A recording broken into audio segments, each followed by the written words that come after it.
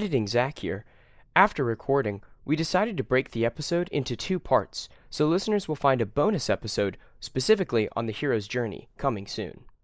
Now, on to the show.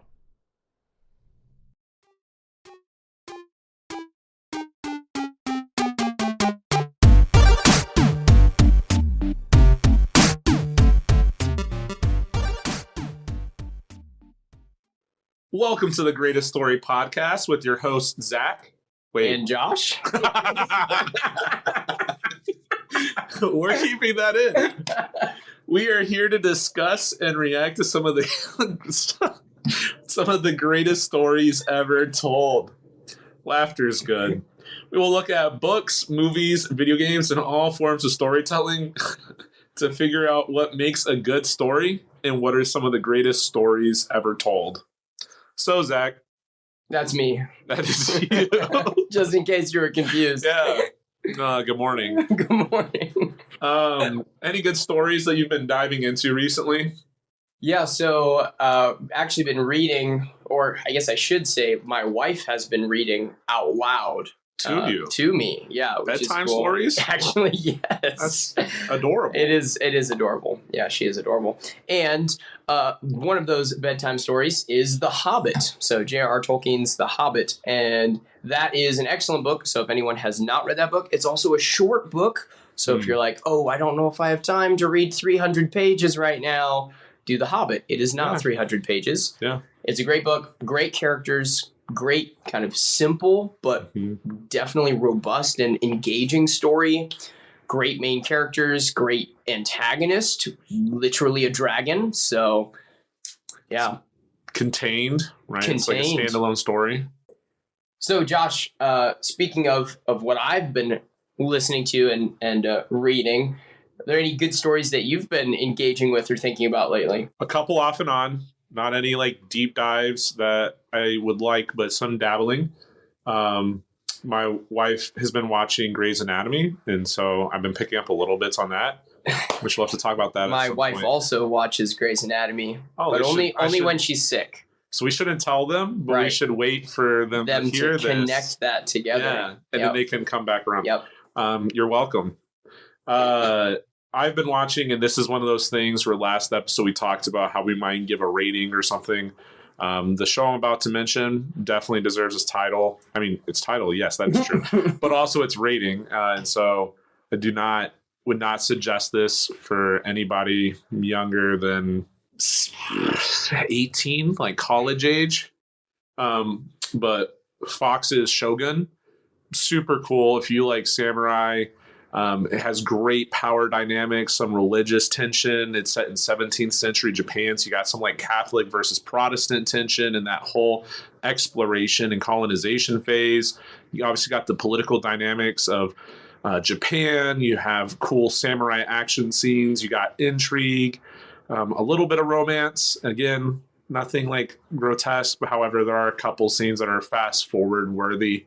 But it's just super dynamic, very quiet. It's all in Japanese, except when the, English guy speaking, then it's English. And so it really sets a tone there. I've really enjoyed that. Caught up with the Bad Batch, bringing space kung fu back into the picture. The 2 episodes that I caught up on, we see the bounty hunter Fennec Shand that was introduced in The Mandalorian, portrayed by Ming-Na Wen, which... honestly, I had this thought. I wonder if Fennec Shand is just Ming-Na Wen being Ming-Na Wen, honestly. Yeah, I think that's probably right. I mean, she also gives off major Han Solo vibes, kind of, in the Bad Batch episode I saw. But she does some space kung fu. And I won't give any spoilers about the episode after that. But if you like the Clone Wars, there's a certain assassin figure that might show up who also does space kung fu.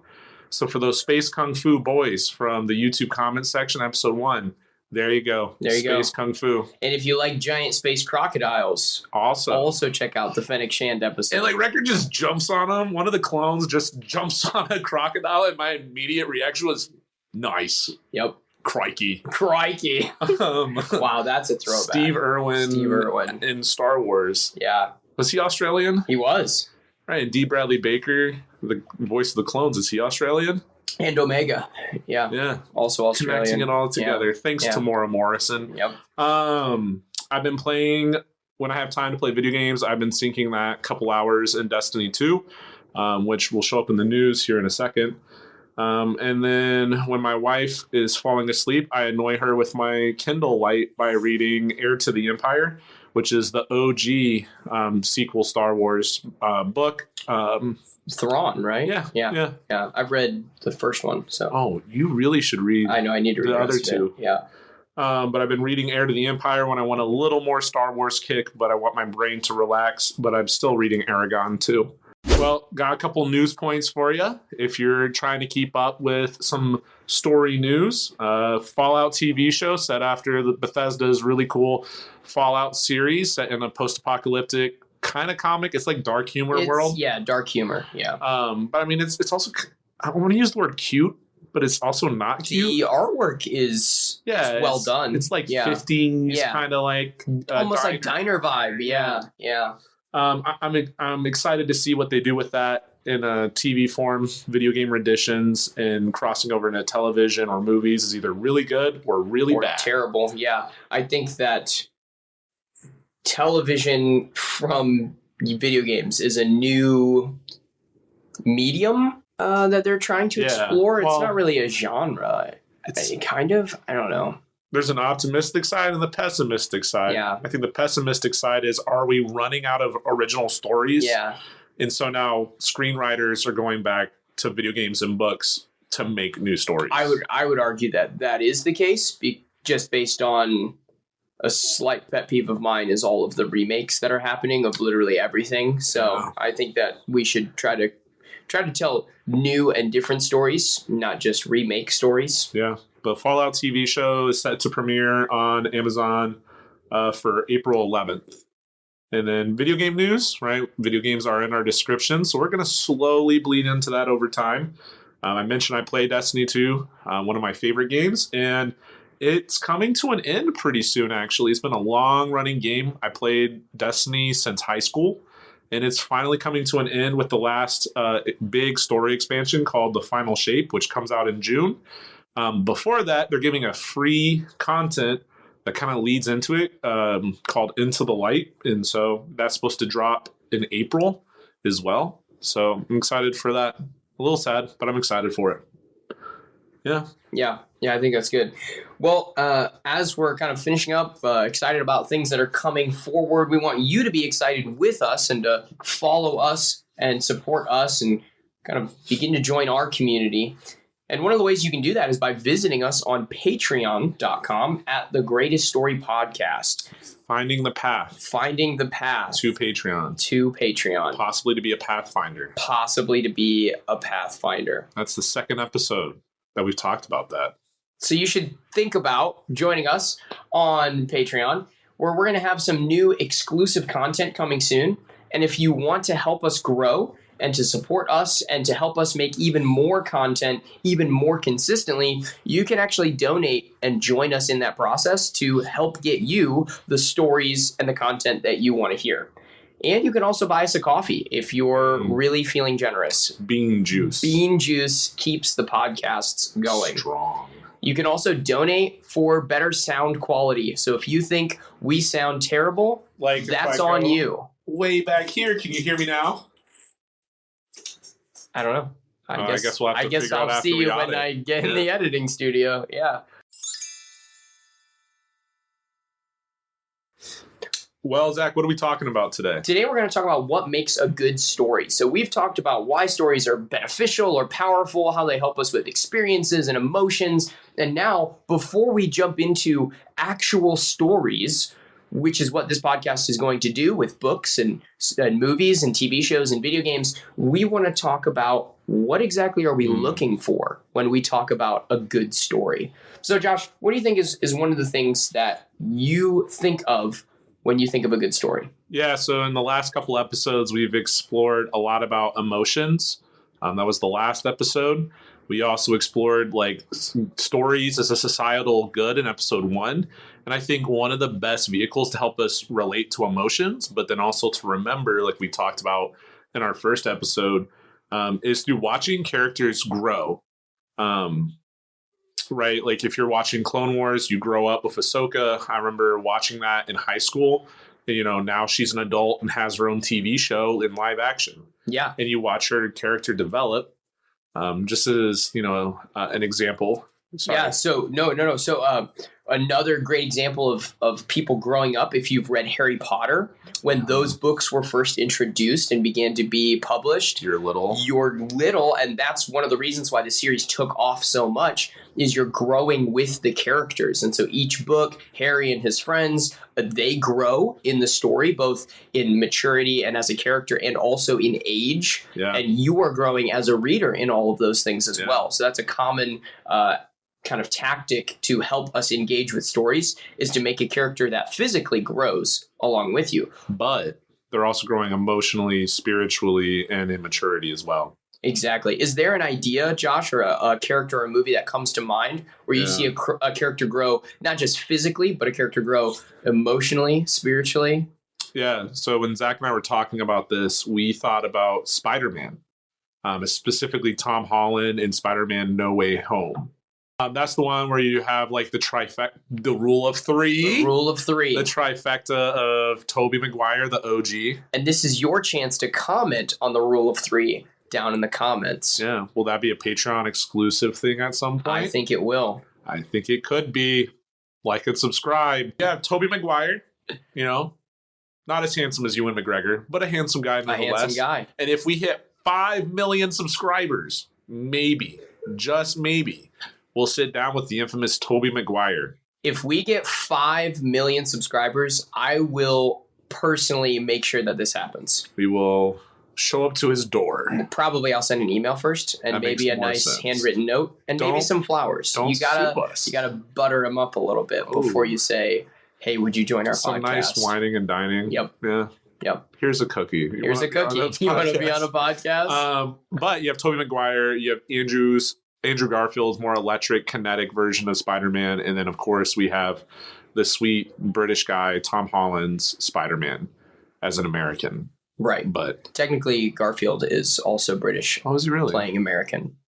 Huh. Yeah. Why are British people always playing Americans? Because they're better at it than we are.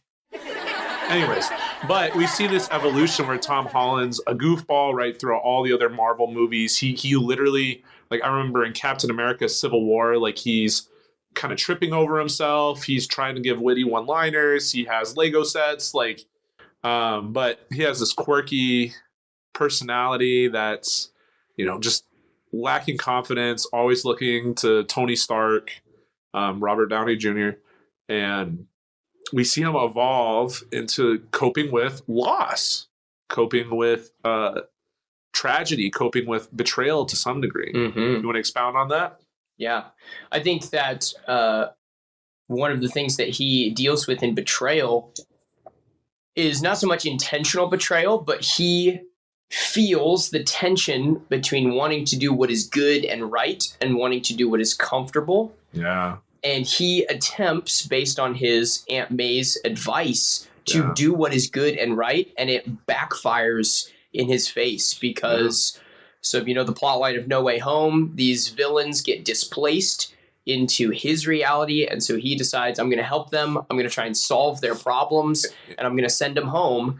And one of the villains does not want to go home. William Dafoe, which is phenomenal actor, phenomenal villain. He plays the Green Goblin, and he ends up killing Aunt May. Which, if I remember right, there's like this psychiatric snap. Like it's like, what's his name? Osborn? Yes. That's his last name, yes. Osborn? Yeah, it's like a dual personality kind of thing. Like a Dr. Jekyll, Mr. Yes. Hyde and reference. I believe that's who Green Goblin is based off of. Yeah. Right. And so the Green Goblin is coming out, and he doesn't want to go home. Osborn does. Yeah. And Tom Holland, Spider-Man, Peter Parker does the right thing, like Zach said, but it has consequences. Right. And we talked about betrayal in the last episode and what do you do in the face of adversity. Yep. So go back there if you want more. Go back to that episode. So Peter, or Spider-Man, has to work through this loss, and it makes him bitter, and he seeks revenge. Yeah. And you see him grow through literally himself, I guess, because Tobey of Maguire. Andrew Garfield and Tobey Maguire, and they help him to realize even literally Tobey Maguire standing in front of the Green Goblin to almost sacrifice himself on behalf of an enemy. Ooh. And you see that is the moment when Tom Holland realizes, okay, I have to do what is good. And that's when that line comes home: with great power comes great responsibility, because it's about doing what's right, even if there's consequences. Right. Which Tobey Maguire's Spider-Man trilogy, he sees what revenge explores gets him. that. Yep. And so he's learned. He himself has grown as a character, and now he's helping a younger, different version of him learn too. But, brought up to mind, right, no greater love is there than this, than a man who's willing to lay down his life for a friend. Yeah, from another excellent story. Yeah. Look it up. If you know, you know, you know. If you know, you know. Anyways, but character growth, that makes a story really good. Character growth. You don't have it, then there's something that feels lackluster. You can have explosions. Sorry, Michael Bay. But you can have really cool skyboxes. You can have all the cool sets and props and costumes. But if you lack character growth and depth, then that human element that makes a story good is just gone. Yeah. And it's hard to keep up. Yeah, definitely. Along with character growth, I think a story, if it's going to be good, it also needs a problem and a solution. Such as? I think one example would be Pride and Prejudice. Mentioned this back in the pilot episode. This is one of my favorite stories. It's not high fantasy. It's not sci-fi. It's not explosions and people jumping off buildings. It's really down to earth. It's in the country. It's in British high society, mid-tier society. And it's all about tracing this family, the Bennett family, who has a problem. And their problem from the very beginning of the story is that they don't have any male children, no male heirs. And so this whole family has no financial security. As soon as the father dies, they have no idea what's going to happen to them. Their wealth is not their own. Their property is not their own. Their comfort and security is not their own. And so the problem is this lack of comfort and security, and the solution is how they find comfort and security for the entire family. But the way that happens is the story, right? Another story that comes to mind for problem and solution, you have Superman, Henry Cavill, and which we're going to bring Zack Snyder up, but we'll do so in a benevolent way here. But Superman. Well, Man of Steel was not Zack Snyder. Wasn't it? Oh, no. I don't think so. Ooh. Comment. Fact check. It is Zack Snyder. Nice. Okay, I can confidently say that I do not dislike all of Zack Snyder's films. Wait, are we gonna... But I'm gonna give a caveat because it's written by Christopher Nolan. So No way! I think the writing is what saves the directing. Okay. All right. We've reviewed the play. What is our consensus? It is a Zack Snyder film, but it's also written by Christopher Nolan. So we're both kind of right and kind of wrong. I mean, I did say directing, so I was wrong. Yeah. But Henry Cavill's Superman is faced with a problem where he has to save humanity, but he's also trying to maintain his ethics. Easy problem. Well, I mean, he's got, I can't remember Zod's actor, but he's got Zod in a headlock. Yeah. And he has a choice. Right? He has a problem and a solution. Is he going to save humanity, or is he going to save his own species? It's literally it's in his hands. That movie is probably the most violent rendition of Superman, so I would say probably 14, 15 if I had to suggest an age. I would say talk to your parents and guardians and relations. I thought about that scene. I talked about that was a pretty heavy scene. There's it is a heavy scene. Some philosophic dread, existential dread that comes with that. But that's another example. Yeah, I think that's good. So one thing I think that is not thought about immediately. So when you think about problems, you think about solutions, you think about characters, that makes sense when we're thinking of stories. What I want to suggest is actually one mark of a good story is a setting of hope. Yeah. Even if that hope is unrealized or it comes about in a way that was not anticipated by the audience. Yeah. So Josh, what do you think is a story that contains a lot of hope, but it may not have actually come about in the same way? Yeah. Not trying to beat, the old drum, but Star Wars. Star Wars specifically. Not trying to beat a dead bantha. Yeah, that's true. And not step in the poodoo. Bringing it back. Rogue One. Gareth Edwards directing Star Wars Rogue One. It's the whole point of the story is you're meeting this ensemble cast in a various state of decay, right? You got like the protagonist, Jyn Erso, literally in jail. Not a child, throwing back to episode 1. But like she has familial trauma. She's got like probably military PTSD type stuff. Literally grew up as a terrorist. Yeah, a guerrilla fighter for Saw Gerrera, which Forrest Whitaker, Saw Gerrera. Excellent. Did you come here to kill me? But Gullet will know the truth. Just great character. And you see again, growing with a character. Saw Gerrera shows up as an animated character and you watch him. And yeah, he has like these kind of inklings of the dark, but like you watch him through Clone Wars and Rebels, and he's showing up in like some video games like Jedi Fallen Order and other places, and or shows up in that too. And you see his decay. His growth is not actually growth. You're watching the opposite, which is interesting. Just connected that. You see like Chirrut Imwe and Baze Malbus. I think that's right. I know Baze. I don't remember his they're last like name. These pseudo. They're not Jedi. They're like Guardians. Guardians of the Wills. They're like Force cultists. Yeah, Force religious Chirrut zealots. is definitely more idealistic and philosophical. Baze is kind of friends with Chirrut, and that's his motivation. Classic blind man who actually sees everything. Except he sees nothing. Right. Like, and sees everything except like physically. Yeah. Yeah. Some cool action scenes. You got like the pilot. Yep. Bodhi Rook. Yeah. Most of the time just referred to as the pilot. Gets his mind fried by the scariest animal in Star Wars, Bor Gullet. Yeah. Which has never appeared again. And of course you have like, Cassian Andor, who has the craziest scene, right? Where like opening this weird dynamic between good guys and like, do the means justify the ends? Do the ends justify the means? He shoots his informant. He shoots his own guy in order to stop him from being captured. Right, and you just start out with this cast, and you're like, these aren't like these aren't your heroes. Luke Skywalkers. These aren't your Han Solos or Princess Leia's. Like these are assassins and broken individuals who are hopeless. It seems like, but they band together. They pursue hope. And even throughout the movie, like they're gathering resistance, they're gathering the rebellion. And this ragtag group is the one that actually hands off the token of hope, the Death Star plans, to the original cast in the ensemble Star Wars A New Hope. Yeah. And so you feel hopeless in the beginning, but it actually rises with hope. Even if the cast, spoiler alert, don't see that to fruition. Yeah, the hope is not for themselves. The hope is for the rest. Others. Yep. For the rest of everyone else. Is true hope for you?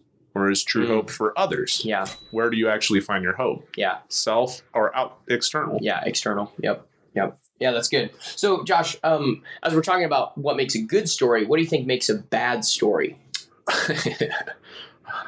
Underdeveloped plot. Yeah, we're trying to stay positive, but we sometimes have to look at the negative in order to see the positive. Yeah. To see that contrast. I think that we're both very familiar with Star Wars, and the Star Wars community is sometimes more critical.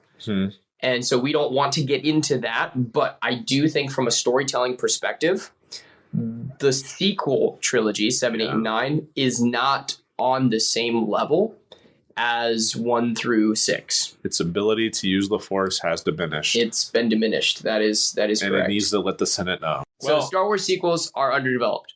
Yeah. And I think like it's not the actor's fault. It's not like the world is lavish. It's rich. It's colorful. It's vibrant. And there's some elements that literally feel like Star Wars just aesthetically. But it breaks down because if you look at the prequels or the original trilogy, there's a clear arc. There's a clear plot. And the sequels, there is a trajectory set. But when you just bring in 3 different writers, you're not writing a compact, rising action, climax, falling action. You got to have like 3 separate stories that are trying to tell one story, and that just gets confusing. Yeah. Anything you want to add to that? No, it's just not there. It's not consistent. It's not continuous. And it feels like 3 separate-ish stories that are trying to like band-aid together, but it's not. It just doesn't hold up. Yeah. I mean, you got J.J. Abrams, and you got Ryan Johnson, And then J.J. Abrams again. / Colin Trevorrow, kind of. Yeah. And it's a mess. Well, what else can really, like, you know, hinder a story? Yeah, I think one thing that can hinder a story is character arcs and the lack of them. So we talked about how it's good to have characters grow, even if that growth is in a negative trajectory, like Josh mentioned Saw Gerrera. But so we mentioned a positive with Zack Snyder and Man of Steel. Yeah. A negative would actually be Zack Snyder's Rebel Moon on Netflix. Weird movie. It's a weird movie. It introduces many characters very, very quickly, and none of them change. Yeah. So the characters from the beginning of the movie to the end of the movie are the same. Yeah. There's no conflict resolution. There's no motivations explored. There's no hopes that are realized. There's no goals accomplished. Yeah. Even the main character has a semi-goal of saving this town, but it's not clear if she actually cares about this town. Yeah. And is the town saved at the end? Kind of.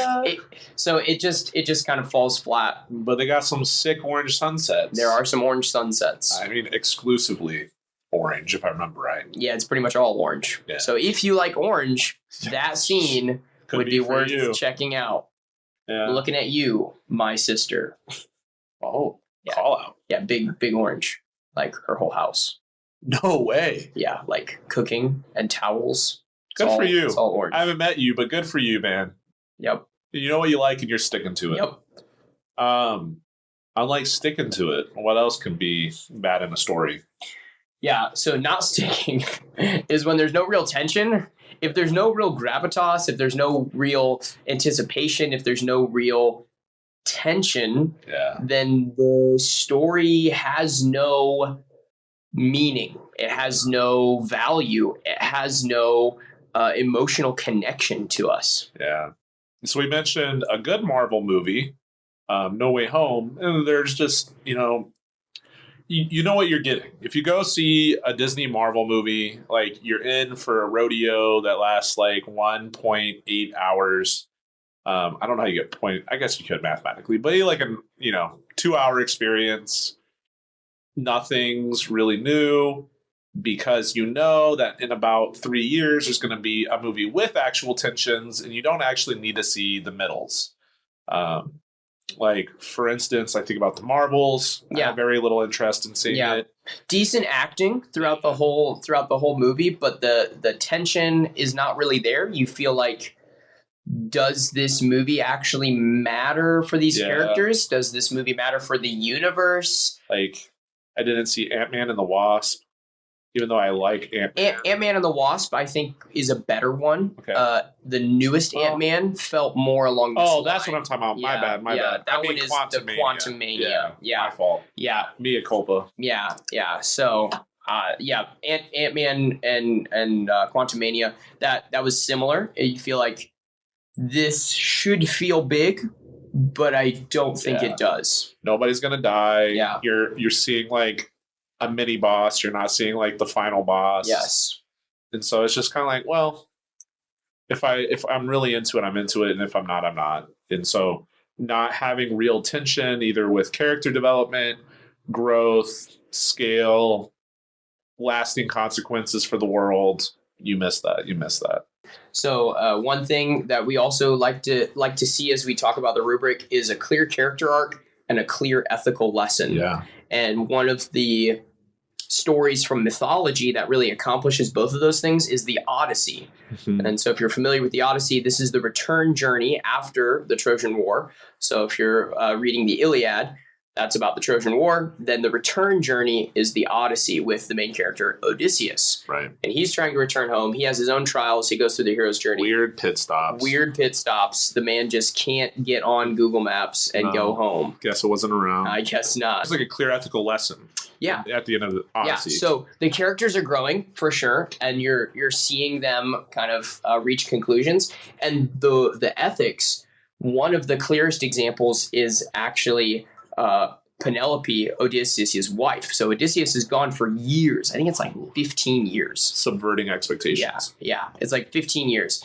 And Penelope is this example or this model of faithfulness, of strength, Chastity. of courage, of chastity. So after the first like 5 years, everybody's like, oh, Odysseus is dead. And she's like, well, show me his body, losers. Yeah. And so all of the, young people who want to become the king of the little area are like, hey, you should marry me. And she's like, okay, I will marry you as soon as I finish doing this little yarn scarf. And so every day she knits the scarf together, and then at night she unknits the scarf. And so she's never finished with the scarf.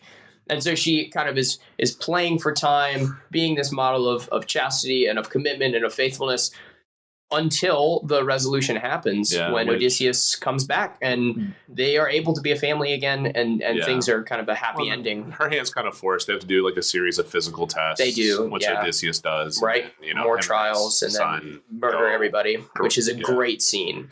They're like jumping off tables and like stabbing people. It's pretty. They like throw a spear against someone. Yeah, it's pretty crazy. It's pretty cool. So that one you should read. Also keep in mind, you younger listeners, it is pretty violent. It's also ancient and old. Yeah. And the ethics might be different than what you're used to. Yeah, true. Yeah. But we're also looking for not just clear lessons, but we want the story to have an ending, or at least a chapter closing.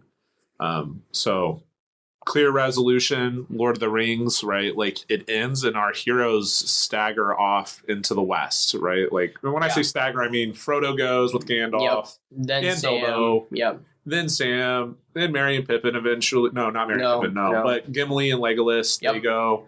Right. And so like, you say like, wow, their job is done. They get to go. There's clear resolution. Aragorn gets the queen. He's crowned king. His family lineage is restored. Sam has a healthy, vibrant family before he goes. Merry and Pippin become leaders in their communities. Yeah. The Shire prospers. Faramir gets a girl. And Rohan and Gondor kind of are unified because of that. So there's just clear, hey, they did the thing.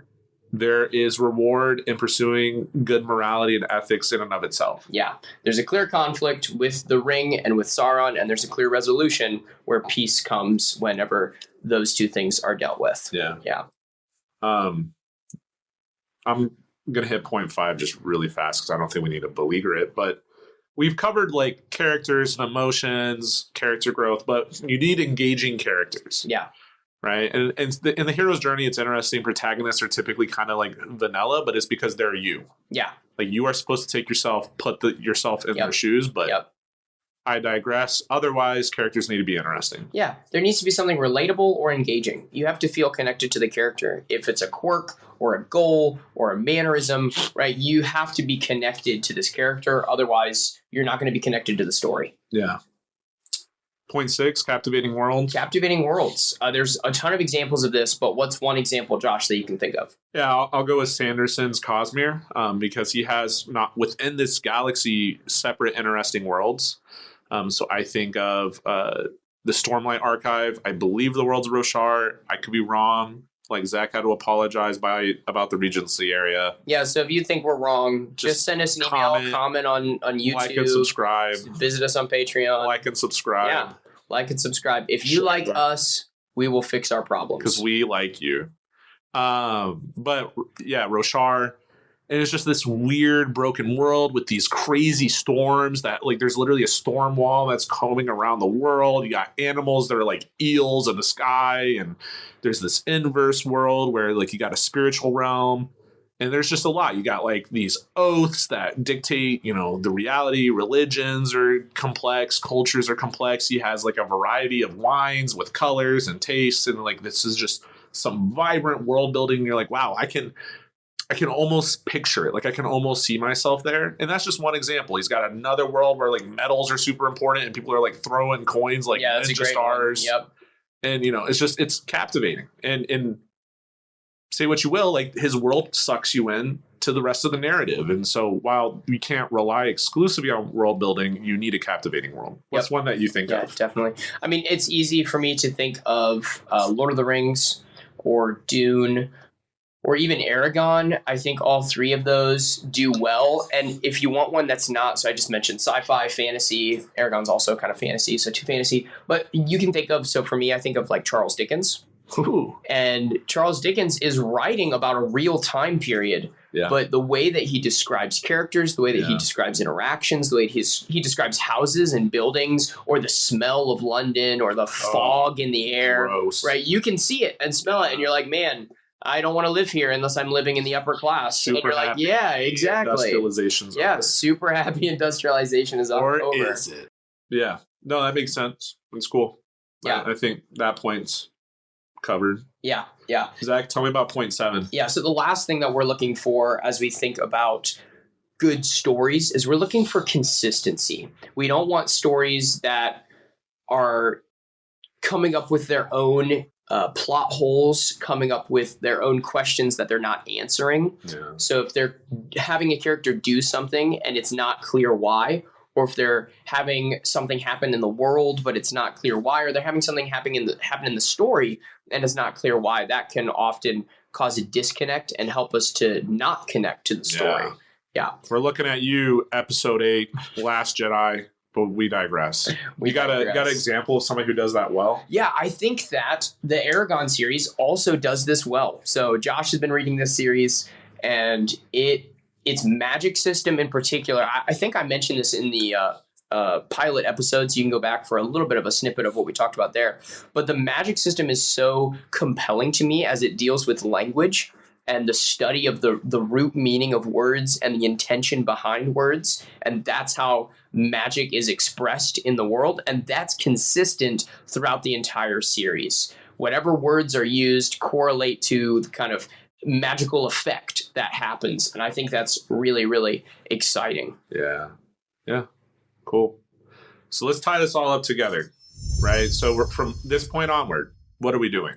Josh, from this point onward, we're going to take this rubric, take these things that we're looking for, and we will post these things on Patreon. Ooh. So that you too, if you find us on Patreon, can go along with us and look for what we're looking for in these stories. And all of our future episodes are going to either be addressing a particular story, or they're going to be looking at a theme that maybe multiple stories kind of point to. And we're going to be looking for these things on our little rubric and kind of talking about how stories do these things well. What is the greatest story?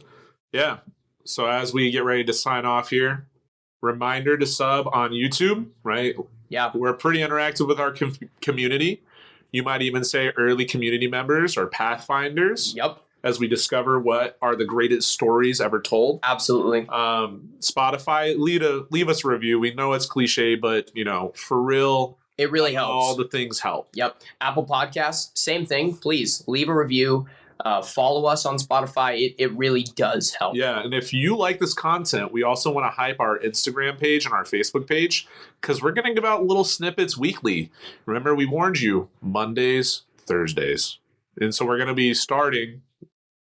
We will be starting Mantra Mondays, where you can look for just a little piece of wisdom coming from a story. Not absolute truth, but something that is human you can internalize and say it communicates a good ethic. Thursdays, Heroic Thursdays, just character that Zach and I think of that's heroic. Just little snippets. And where can they find us on Instagram and Facebook? Here we go. You ready? GR, the number 8. ST. What's that called? Underscore. Thank you. He made the symbol with his hands. Yeah. Just, we all have those moments. Story, just normal story, STORY, _pod. Because I ran out of characters for cast. So again, GR8 _ GR8 ST _ story _ pod. And Facebook is the Greatest Story Podcast. And if you have questions, quotes that you want us to use in a future episode, or comments about what stories we should do next, you can also email us at greateststorypodcast@gmail.com. greateststorypodcast@gmail.com. So, Josh, what are we going to be talking about specifically in the next episode? How I just can't wait to be king.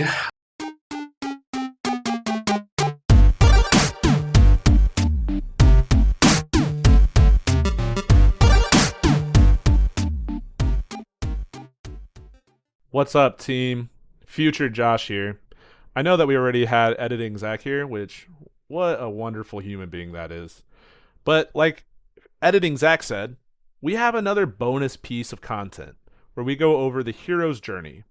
Super sick, super cool, highly recommend. And if you want to listen to it and you want to get a little extra Greatest Story podcast in your life, head over to Patreon. We're actually doing you a solid and we're making it free, right? So what's not to like? Join our Patreon and you will get access to that really cool bonus content.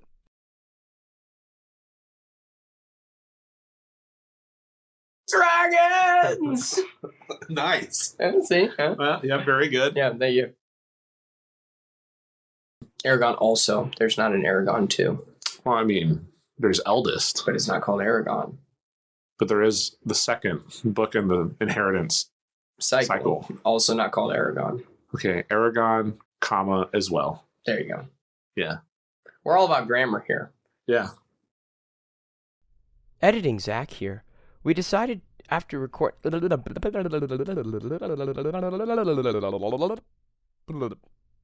Okay.